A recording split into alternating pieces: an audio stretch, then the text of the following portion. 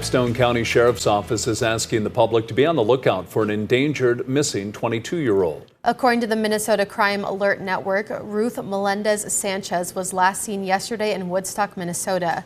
She was last seen wearing a hooded sweatshirt and purple Nike yoga pants. She's believed to be headed to the Worthington area. Anyone with information is urged to contact the Pipestone County Sheriff's Office. An Arizona man died in a single vehicle crash Thursday morning in Spearfish, South Dakota. According to the Department of Public Safety, around 9 o'clock yesterday morning, an 82-year-old Oracle, Arizona man was driving north in a construction zone on U.S. Highway 85. The pickup he was driving was equipped with a tow dolly and pulling a car. He lost control of the truck and crossed over into the median, striking a windrow of dirt near the shoulder. The vehicles turned over and separated. The driver was not wearing a seatbelt and was thrown from the truck. He was transported to a local hospital where he died from his injuries.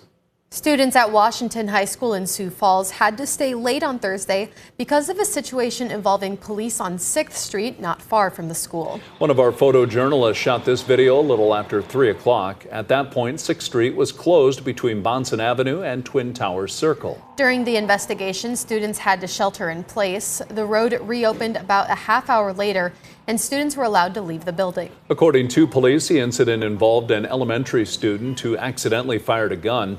We're told injuries are not life-threatening. Well, now let's get a check on the weather with meteorologist Scott Munt. Good morning, Scott. Good morning, Summer. Good morning, everybody. It will be a warm afternoon, record-setting for many. Temperatures able to reach the 60s and 70s.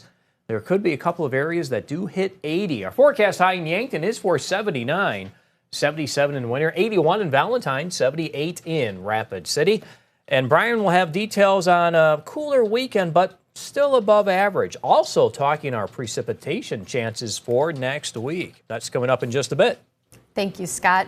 There's a new exhibit you can check out at the Washington Pavilion. It's called Space Explorers Mission Infinity. It's a project that's been 2 years in the making and involved a collaboration between the Pavilion, Dakota State, Market Beat, and the city of Sioux Falls. It's been quite the process. This floor will open new ways for us to spark curiosity and creativity with everyone who walks through the doors. The exhibit is open to the public tomorrow at 10 a.m. St. Thomas More punched its ticket to the 11B State Football Championship game for the 7th time this past week and their first trip since 2014. They're looking at finishing off an undefeated season with their first title in the program's history. Just our standard. We got to go out and play to our standard. The better team's going to win, obviously, but we got to control what we want to control. And I kept telling the guys, pressure is a privilege. There's a reason why you have this pressure on you. So just accept it, turn it into something positive and go out there and do your best. St. Thomas More will play Elk Point Jefferson this afternoon, beginning at 2 o'clock Central Time at the Dakota Dome in Vermilion. Our tower in downtown Sioux Falls is ready for the holidays. KELOLAND chief photographer Kevin Kiergaard captured this video on Thursday. Crews were climbing to the top of the tower right outside our studio. They were inspecting the tower and replacing any light bulbs that weren't working. We'll flip the switch to light the tower before the Parade of Lights in downtown Sioux Falls on November 28th. You can watch the parade live on KELOLAND.com and KELOLAND Plus. That's a look at some of our top stories. Now let's get another check of your weather with meteorologist Brian Karstens. Brian? All right, well, with all the talk of warmth and record-breaking heat today, we do want to be mindful. Fire danger is quite high. We've got a southwest wind feeding into this warmth.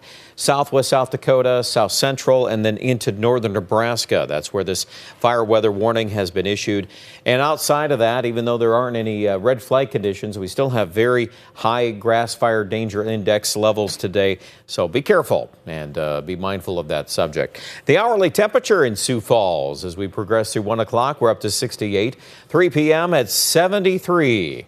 And it looks like mid-60s at 5 p.m. So very, very warm. I'm sure a few of you have a couple plans to be outdoors today, whether that means work or just enjoying the fresh air. 64 Sioux Falls there around midday, and again, those 70s are widespread all the way to Rapid City and Spearfish. The far north might be just a little bit cooler than that. Not quite to 70, but very close. Cold front on the move this evening. That'll be coming into northwest South Dakota, and a couple of showers could be along the way there. Obviously, we'll keep an eye on that, and maybe maybe a sprinkle there toward daybreak in Sioux Falls. High pressure, though, is replacing that for tomorrow, and that means a lot of 50-degree weather on the maps.